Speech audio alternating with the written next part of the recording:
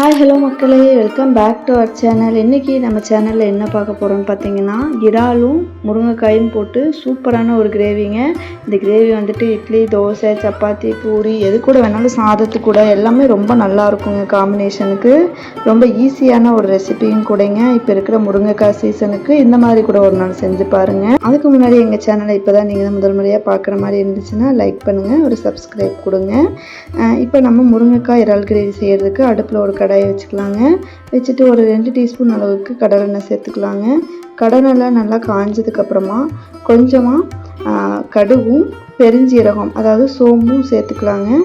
சேர்த்து அதை நல்லா பொரிஞ்சதுக்கப்புறமா கொஞ்சமாக கருவேப்பிலை போட்டு நல்லா கிண்டி விட்டுட்டு ஒரு பெரிய வெங்காயத்தை பொடி பொடியாக நறுக்கி போட்டு நல்லா வணக்கி விட்டுலாங்க. கூட வந்து ஒரு 5-6 பல்லு பூண்டை நல்லா பொடி பொடியாக நறுக்கி போட்டு நல்லா கிண்டி விட்டுக்கலாங்க.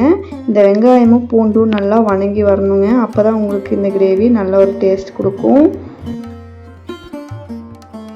வெங்காயமும் பூண்டும் நல்லா வணங்கி வந்தோடனே ஒரு 1/4 டீஸ்பூன் அளவுக்கு இஞ்சி பூண்டு பேஸ்ட்டுங்க.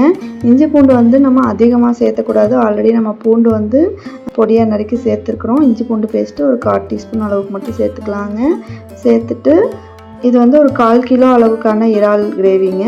அதில் வந்து ஒரு 2 முருங்கைக்காய் போட்டு நல்லா செஞ்சுருக்குறேங்க.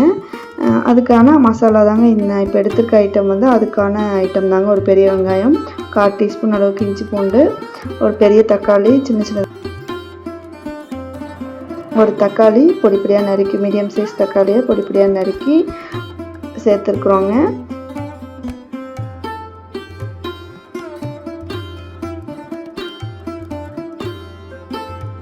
தக்காளி கூட நம்ம போட்டால் இஞ்சி பூண்டு 1/4 டீஸ்பூன் போட்டிருந்தோம்லங்க, அது எல்லாமே பார்த்திங்கன்னா நல்லா வணங்கி நம்மளுக்கு நல்ல ஒரு கிரேவி பதத்துக்கு கிடைக்குங்க. இந்த டைமில் நம்ம இந்த முருங்கைக்காயை நல்லா வெட்டிட்டு கழுவி நல்லா வெட்டிட்டு அதையும் சேர்த்துக்கலாங்க. சேர்த்து இந்த கிரேவியோட நல்லா கிண்டி விடுங்க. முருங்கைக்காய் போட்டு 2 திருப்பினோன்னே ஒரு 1/4 கிலோ அளவுக்கான ப்ரானை வந்து எல்லாம் கழுவி ரெடி பண்ணி வச்சுருக்கோங்க. அதை தூக்கி இதில் போட்டலாம். போட்டுட்டு நல்லா திருப்பி விட்டுருங்க. இதுக்கப்புறமா இதில் தேவையான மசாலாலாம் நம்ம ஆட் பண்ணிக்கலாங்க. ஒரு 1/4 டீஸ்பூன் அளவுக்கு மஞ்சள்தூள் சேர்த்துக்கலாங்க. அதுக்கப்புறமா ஒரு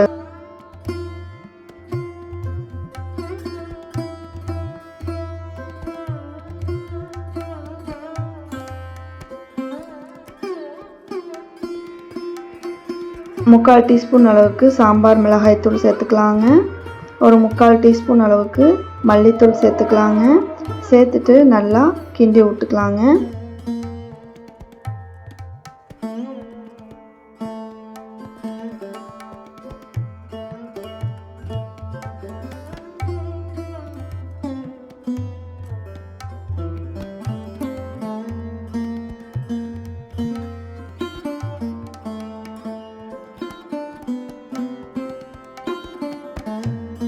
இந்த மசாலா பொருட்கள் எல்லாமே இந்த ப்ரான் கூடயும் முருங்கைக்காய் கூடயும் நல்லா சேர்ந்து கலந்து வரட்டுங்க.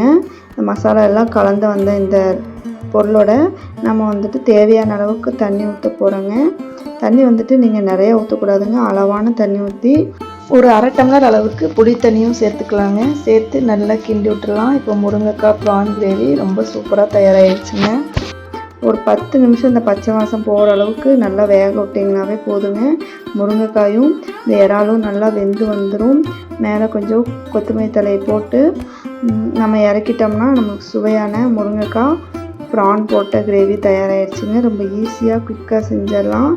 ரொம்ப நல்லாயிருக்குங்க. கண்டிப்பாக செஞ்சு பார்த்துட்டு கமெண்ட்டில் உங்கள் கமெண்ட் சொல்லுங்கள். தேங்க்யூ ஸோ மச் ஃபார் வாட்சிங் திஸ் வீடியோ. தேங்க்யூ.